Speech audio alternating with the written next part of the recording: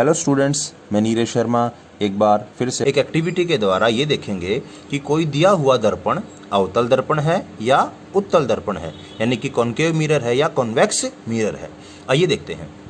ऐसे दर्पण जो समानांतर आने वाली प्रकाश की किरणों को किसी एक बिंदु पर इकट्ठा कर दें, उनको अवतल दर्पण कहते हैं। अब इस एक्टिविटी में आप देख पा रहे हैं कि दो समानांतर किरणें आ रही हैं, लेजर लाइट से ये किरणें आ रही हैं, दर्पण से टकराकर परावर्तित होती हैं और इस बिंदु पर ये मिल रही हैं।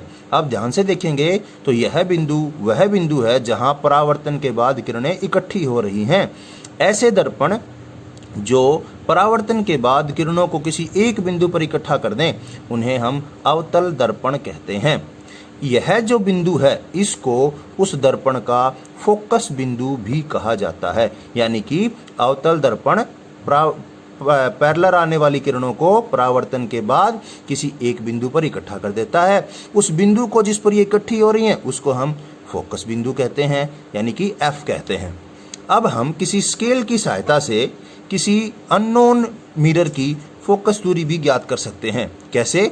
हम एक स्केल ले लेंगे और उस स्केल से ये दूरी माप लेंगे, यानी कि दर्पण के मेन बिंदु से, मूल बिंदु से, बिल्कुल सेंटर पॉइंट से इस दूरी को अगर हम माप लें तो हम किसी अननोन दर्पण की फोकस दूरी भी इस गतिविधि द्वारा ज्ञात कर सकते हैं।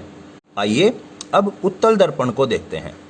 उत्तल दर्पण वह दर्पण होता है जो समानांतर आने वाली किरणों को बिखेर देता है, दूर दूर भेज देता है, डाइवर्ज कर देता है। ऐसे दर्पण को हम क्या कहते हैं? उत्तल दर्पण। आप देख पा रहे हैं, ये किरण और ये किरण समानांतर आ रही थी, दर्पण से टकराई, परावर्तन हुआ, परावर्तन के बाद दूर दूर जा रही हैं। इस तरह का कोई दर्पण जो आने वाली किरणों को बिखेर दे, उसे क्या कहेंगे? उत्तल दर्पण। आपने एक्टिविटी में क्या देखा कि कोई दर्पण यदि किरणों को एक बिंदु पर इकट्ठा कर दे तो वह अवतल दर्पण है, यानी कि कॉनकेव मिरर। जो किरणों को बिखेर दे उसे क्या कहेंगे? उत्तल दर्पण, यानी कि डाइवर्जिंग मिरर। इस प्रकार हम एक एक्टिविटी के द्वारा ये पता कर सकते हैं कि दिया हुआ दर्पण उत्तल है या अवतल।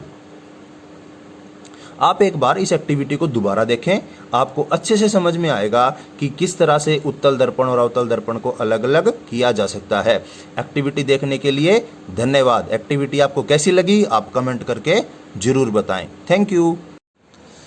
आपने एक्टिविटी से क्या सीख लिया कि कॉनकेव मिरर, कॉन्वेक्स मिरर क्या होते हैं और उन दोनों